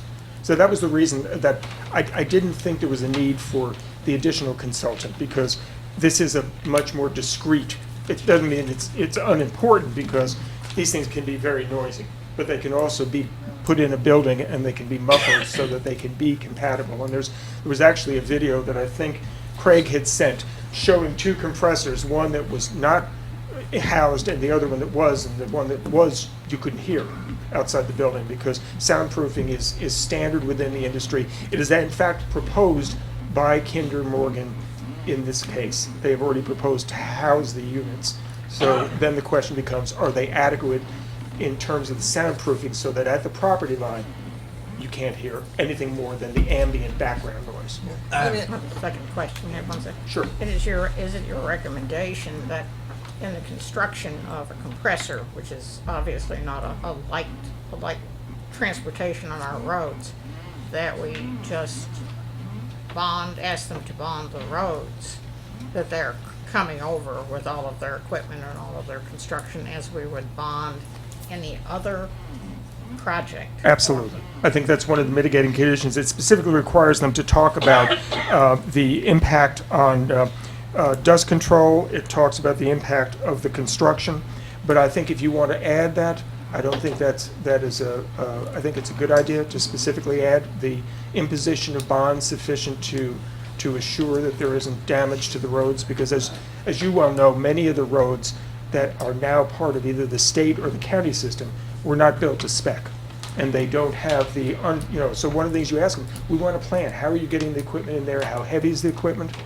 And where are you going to stage the equipment? How are you getting it to the property? I think that's a very reasonable thing. If you want to add that, I will work with the fiscal court to draft that language to affect that for them. Mr. Keaton, you had a question? Yes, we were talking about noise, and in one of the documents that you sent out,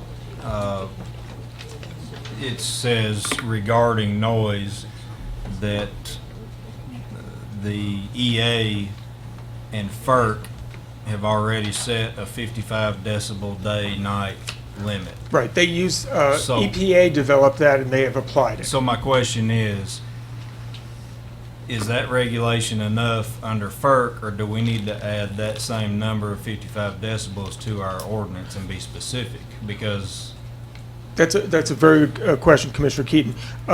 My suggestion was that you allow FERC to impose that ambient level, but you look to the property boundary. So I think there's an additional protection there, and it's going to depend, they have to meet 55 outside, but the question is, what's the noise level going to be? Now, you assume if they meet 55 that it's going to be sufficiently attenuated that at the property line it will be less. But we're looking at trying to protect other land uses, not necessarily protecting the workers on the workplace, which the 55 is intended to do. We're also trying to assure that the ambient level, even if it's below 55, is not sufficient. It's going to wake people up off the property when you're doing blowdowns or you're doing relief valve tests. So it really is kind of a backstop to the 55 number, because that's applied anywhere. We talked about in an earlier discussion about this blow off or blow by that has to be done every so often, about the hours of operation and how much noise that puts out. I didn't see it addressed in here, specifically. Would it fall in one of these categories, or? It is the second category. It would be incorporation of equipment and measures to attenuate noise associated with the operation of the unit. That would include any relief valves, any blowdown that you would do in order to get the liquids that have accumulated in the line out of there. So, yeah, it would be, you know, both steady state operation as well as construction, as well as all of those other. But like the, you know, the time of that, if that's, you know, 2 o'clock in the morning and wakes up everybody in the Absolutely. neighborhood, it's. You could. We could put a time on it. You could, in fact. Yeah, but Require it that says predetermined, pre-development ambient noise level that's measured from the boundary. Doesn't that pretty much say take care of blow down? Yes. This, that, and the other? Yes. And if you are properly and adequately soundproofing your structure, sure, it's going to capture that as well as everything else. From what I've seen, I'm sorry, from what I've seen in the videos that I've watched, the blowdown doesn't happen indoors. That's outside. They don't soundproof the blowdown. Well, you know, it depends on the construction of the compressor unit, but that's one of the things you certainly could ask them. Yeah. And you could, in fact, put conditions on saying you can only do this during daylight hours between this hour and that hour.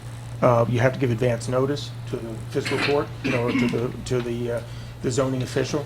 So all of those are the sorts of tailored conditions that you could put on. Do you know how often they have to do this blow down I procedure? I don't off the top of my Like head. once a day or once a month or once every? Oh, I don't think it's once a day. I think it's a routine maintenance, but I'm not sure how routine.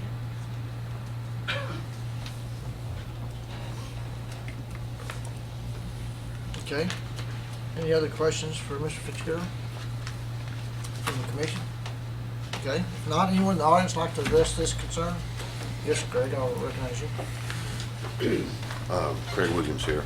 I'd just like to remind the commissioners about the part of the discussion we had at the work session regarding the environmental assessment versus an environmental impact statement.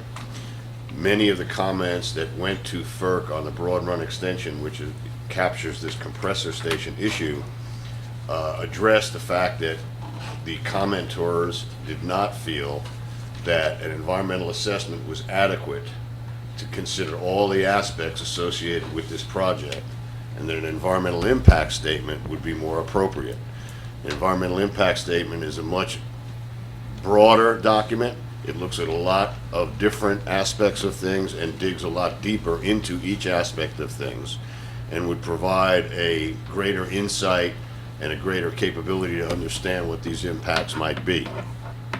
In addition, there were several commenters, including my organization, KEF, and Kentucky Hardwood and others, that supplied comments to FERC on this project and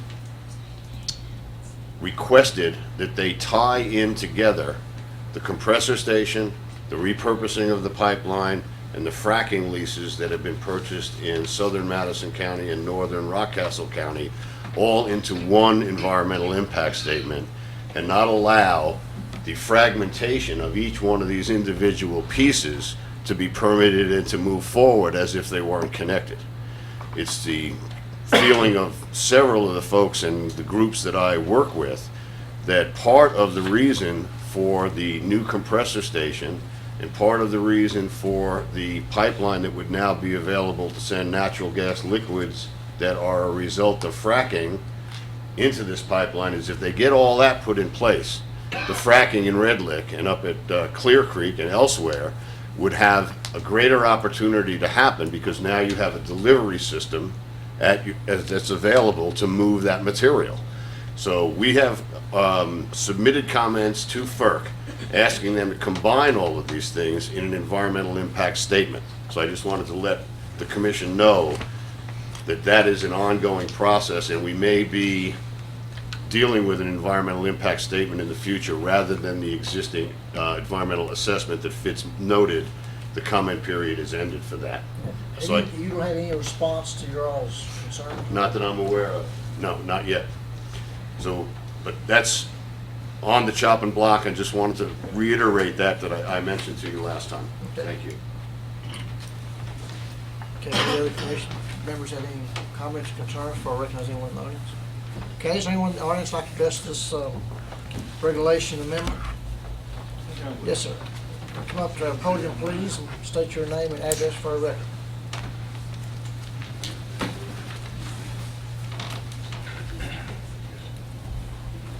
Ronald Reams, 500 Hackett Pike, Richmond, Kentucky. My property joins the property that has been purchased to put the compressor station And I think the documents that I saw stated that this in no way derates or devalues the value of property. And I really wonder if that's true, especially when you can see exactly where this thing is going to be sitting. Thank you.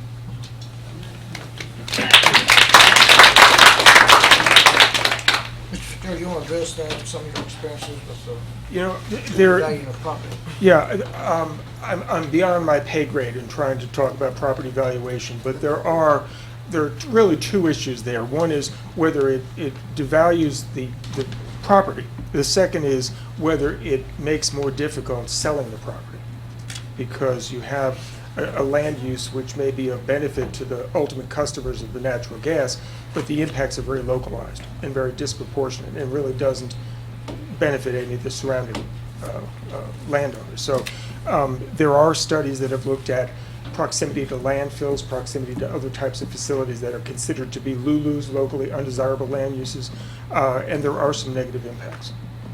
It depends on the location relative to other properties. It depends on the size, the nature of the structure, but it is a legitimate concern, and that's one of the things that could be requested by the Board of Zoning Adjustment, to show us an objective study that is talking about the impact on valuation.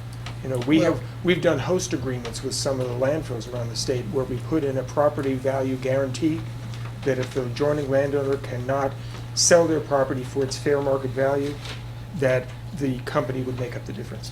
And those sorts of things. There's some really creative ways to go about that. To put the company to their word when they say there's no change in value, say, well, no, this shouldn't bother you. There you go. Well, if we approve the conditional use amendment, that would give us the flexibility to make sure things were done in a way that it wouldn't take from the aesthetics of the area. Exactly. Whether it be fencing, berms, Yes. green space. Yep. Design of the structure, location of the structure relative to adjoining land uses, buffering with trees and other things that you can do to try to minimize the visual impact. Yes, all of those things are uniquely the sort of things that conditional use permits deal with, which is why, you know, I didn't recommend to the fiscal court that they take the other route, which is to try to limit the location of compressor units to certain zones, because that's what Davidson County, Tennessee did. And FERC has noted in the draft environmental assessment that they consider that ordinance to be preempted, because the location is going to be done based on where you need the additional compression, right? And where is most beneficial for the delivery of that gas. And that's why you have compressors at certain intervals, and they're putting a new one in here because they're upping the compression in one and possibly two of the remaining gas lines. So FERC would preempt that if we attempted to say it's limited to certain zones. That's why the approach here is a more finessed approach that is trying to impose reasonable conditions. The aesthetic conditions, the things that help preserve the land value, those are probably things that are furthest away from the intent of what you say. because Yes. They're Oh, absolutely. In fact, when you look at much of what is in the ordinance, is taken from the very concerns that FERC recognized as legitimate concerns from a land use standpoint. So we're not plowing new ground in that respect. We're not requiring, you know, when it says a blasting plan, they've said they're not going to blast for Unit 875, but somebody else may come along in the future with another location and have blasting, in which case we want a blasting plan. Right. The FERC has said, yeah, well, we want to see one too. So, but FERC's blasting plan may not be in compliance with Kentucky's blasting law. So it's a way of really backstopping what FERC may impose as conditions in order to make sure the unique circumstances of this property relative to other ones is taken into account. It's my understanding that Kinder Morgan has bought 80 acres, is that correct? 80 acres. Approximately how much acreage does a compressor station occupy? That's a very good question. It depends on the size of the compression unit, the horsepower, the type of unit that you're doing. It will be, it's in the draft environmental assessment what they're proposing. But it's about 20, is that right? And that's including fencing, that's including the structure, that's including the unit that's in the structure. So as you can see, there'd be a lot of flexibility with 80 acres on where you locate it, right? Do you put it up next to your adjoining property owner? Do you try to set it back so that you're affecting as little as possible the current and future land uses of surrounding properties? I understand that Columbia Gulf Transmission has about 12 acres in Garrett County to build a compressor station. They're about 4 miles from Tang Lake. And they had a public hearing and all of that for the people there in that community. So Now, who was the sponsor? Columbia Gulf Transmission. Okay. Yeah, and the, FERC, at this point, as Craig mentioned, they're requiring an environmental assessment, which is kind of a scaled-down review. And the first that they will hear as to whether they're going to do something else is in response to their comments. An environmental assessment takes you in one of two paths. Either you say, well, we've looked at it and there's significant enough concerns, we should do a full-blown environmental impact statement, which has much more interagency review and much more public review, or we've identified the concerns, we have put in mitigation in place, and we think we can do a finding of no significant impact, so we don't have to do an EIS. They're more likely to go that route than to do a full-blown EIS. We've also called for one. They did do dual review. So when looking at the compressor unit for the Broad Run project, which is going to go forward regardless of whether they repurpose the other line, they did consider the fact that there may be 2 compressor units being built around the same time. So in terms of the construction noise, they're looking at both, not just one or the other. So they didn't put into place the additional impacts if this would encourage additional local oil and gas development. Okay. Any other commissioner have any other questions or comments? If not, anyone else in the audience have something different? Got one other thing. Wait a minute. Did you come back for?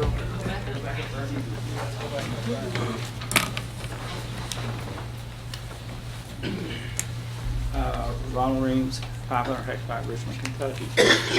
The maps that I've seen shows a large staging area up on top of the hill from where the compressor station is going to be built. My question is, will that always be there? What will be there? Mr. Jones will address that. Yeah, that's a very good question. My understanding is that they're going to stage their equipment as part of the construction process. So there's going to be an additional footprint during that phase. They're going to have a dust control plan. They have to consider the noise from the staging because obviously that's going to be outside rather than in a structure. And they will revegetate that area once they're done. There will be a plan for erosion control, for minimizing dust, and for revegetation. So there would actually be probably a site development plan be required to address all those issues like you would a commercial piece of property. Yes, that's what FERC has indicated during. If you look at the draft EA, it basically says here are the things that they will have to do: spill control plan, revegetation plan, site plan. They'll have to explain all of that. They have to meet the FERC guidance on a number of these things. So they will impose those conditions. You'll have a chance to look at it and say, well, we think a little bit more needs to be done here, or you didn't address this concern there. So it's really, it really is backstopping FERC's process. Who polices That's a very good question. FERC has a complaint process where you can complain to them. Another reason for doing a conditional use permit is that you have the local ability to hold any company's feet to the fire.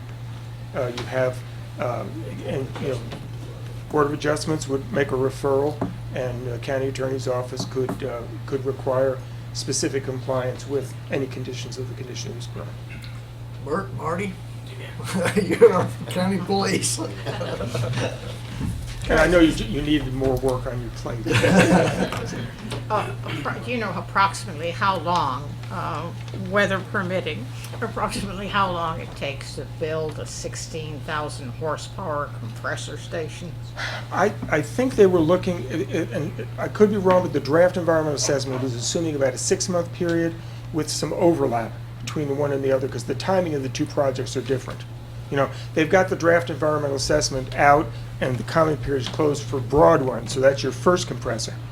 It's anyone's guess when FERC is going to, if they're going to approve the abandonment of the other pipe, which would then necessitate, if they go forward with that, you know, the Bluegrass Pipeline project sought abandonment of one of their pipes for the Texas gas system. They ultimately pulled the plug on the project and withdrew their application for abandonment. So it's staying in place as a natural gas line. That could happen here. So the first compressor unit is much more likely than the second, and it's and it's much more likely to occur more quickly, which is all the reason to, you know, to act with due dispatch to put in place the requirements. And in number 2, you talk about the incorporation of attenuating noise in the operation of the compressor, but do not address attenuating noise in the construction of the compressor.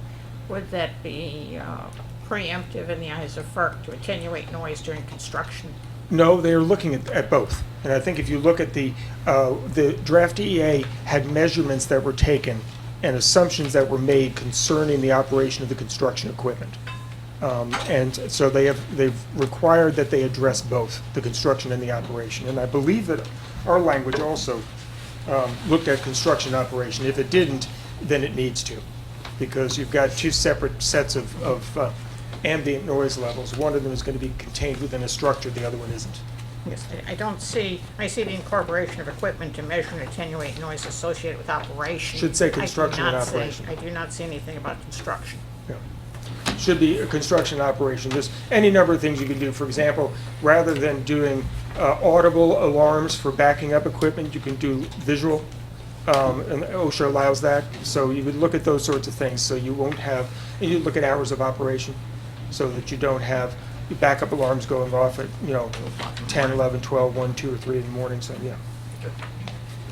Okay, at this time, I'd like to have, is there someone else? Okay, we'll have time for one more. Yes, sir.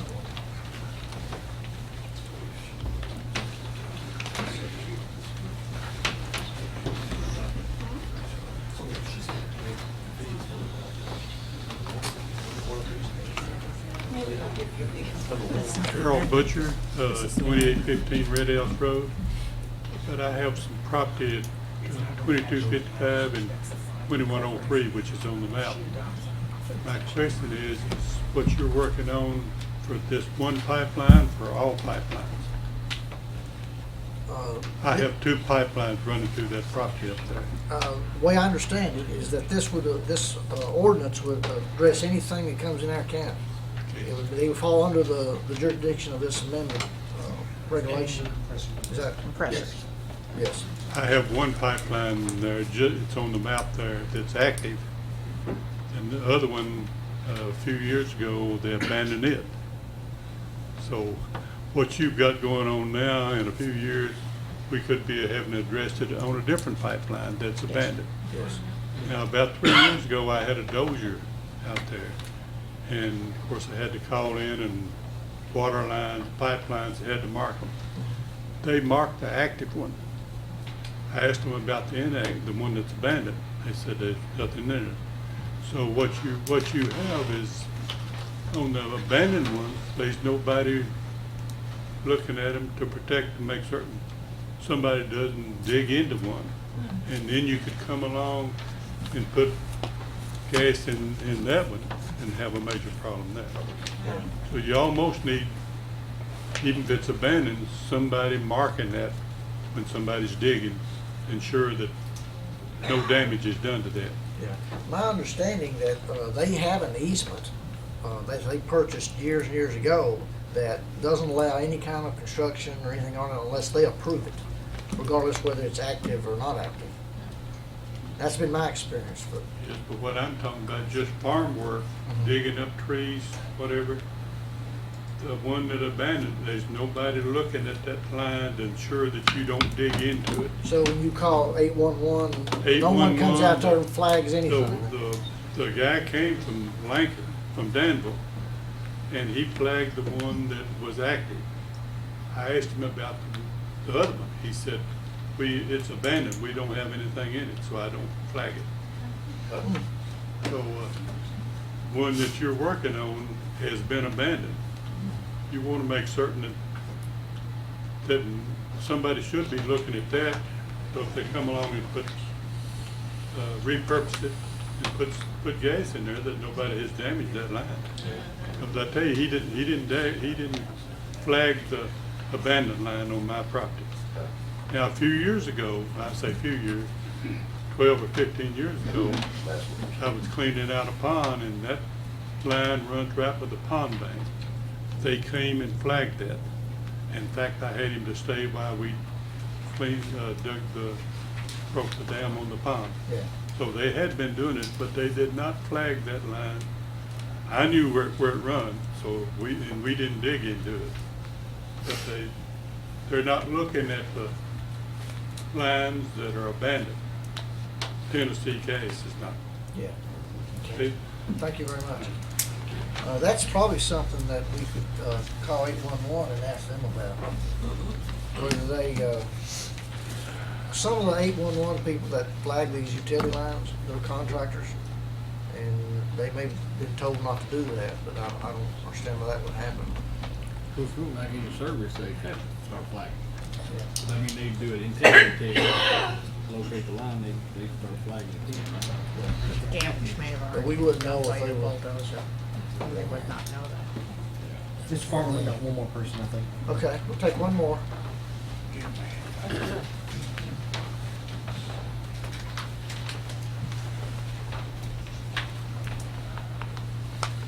I'm Sherry Shanks, 508 Hackett Pike, Richmond. We live about 2,000 feet from the proposed site of the compressor station itself. I guess my biggest concern is probably the emissions. They say during blowdown it can be several thousand times over the acceptable limit, and that say the emissions are going to be at the acceptable limit. Well, we don't have any air pollution right now, so I just wondered if maybe Fitz could, yeah, emissions. If you could put some language in there to keep the emissions in, that would be great.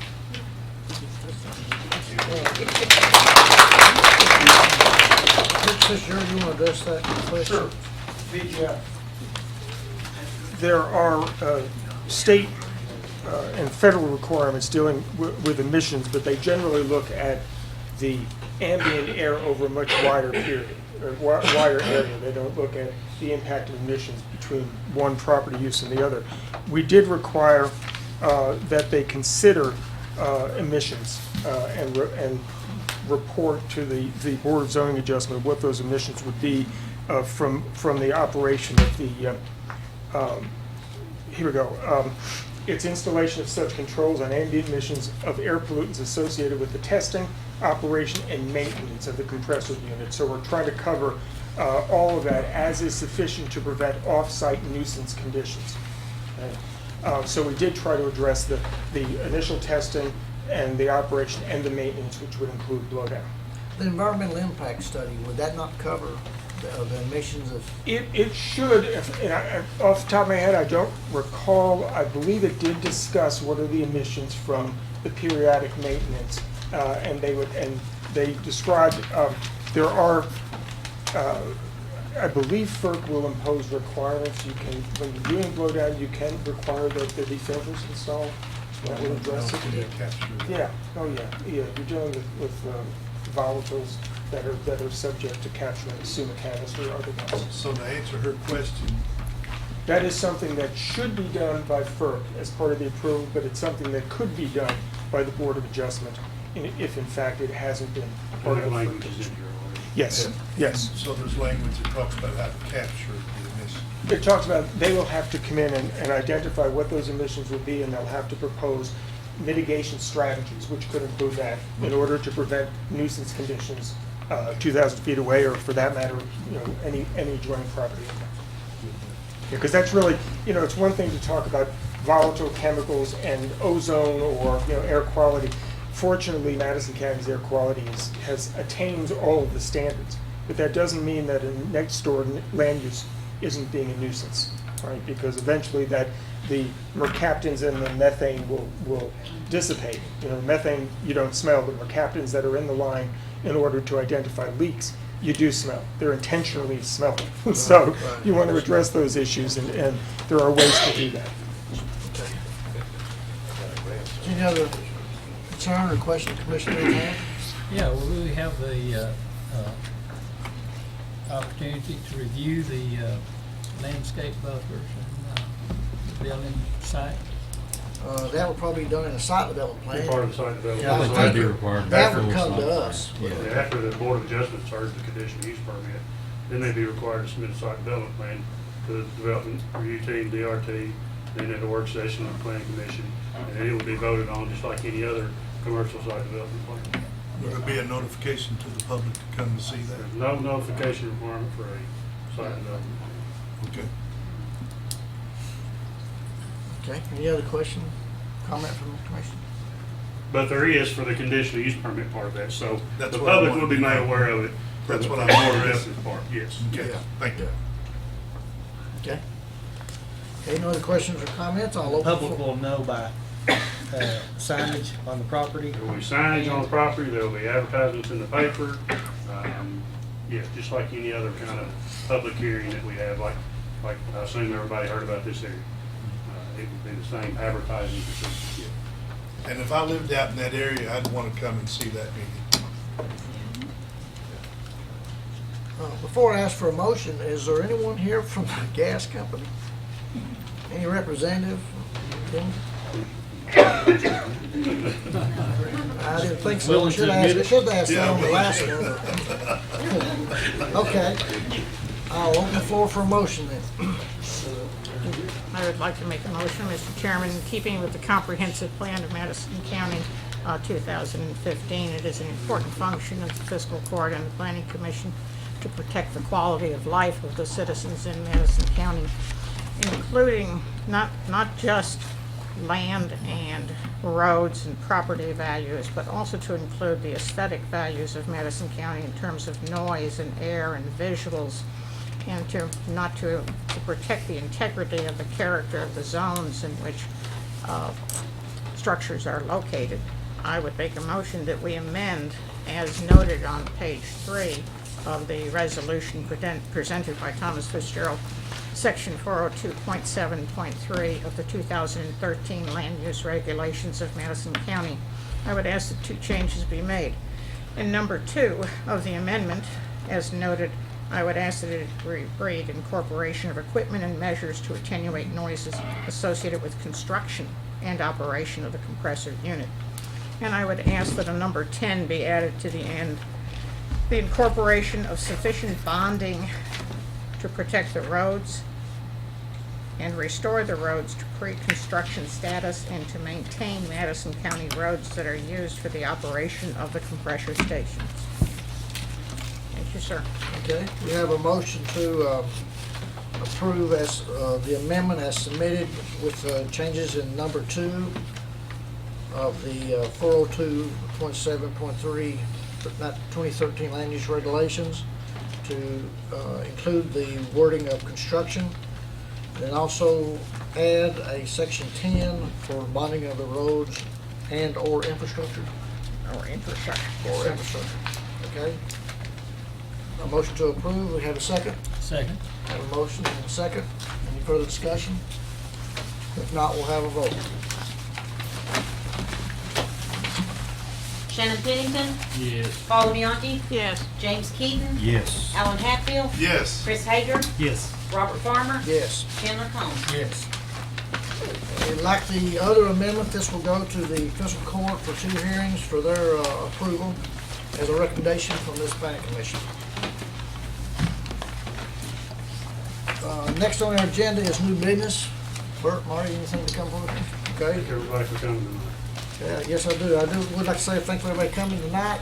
This is probably one of the biggest crowds we've ever had, and that's always good. We need your all's feedback, and would also like to say I appreciate what Mr. Williams and Mr. Fitzgerald has done as far as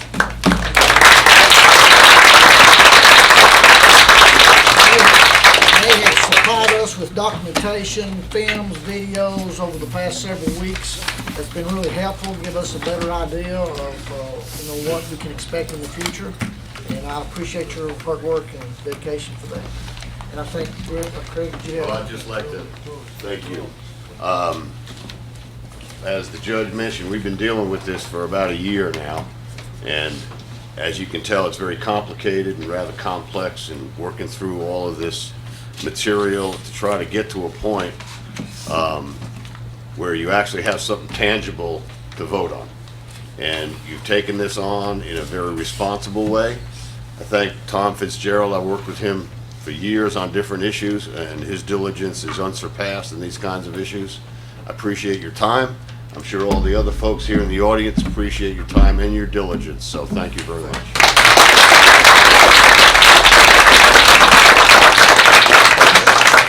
No other business come before the commission, motion be in order to adjourn. I make a motion that this meeting be adjourned.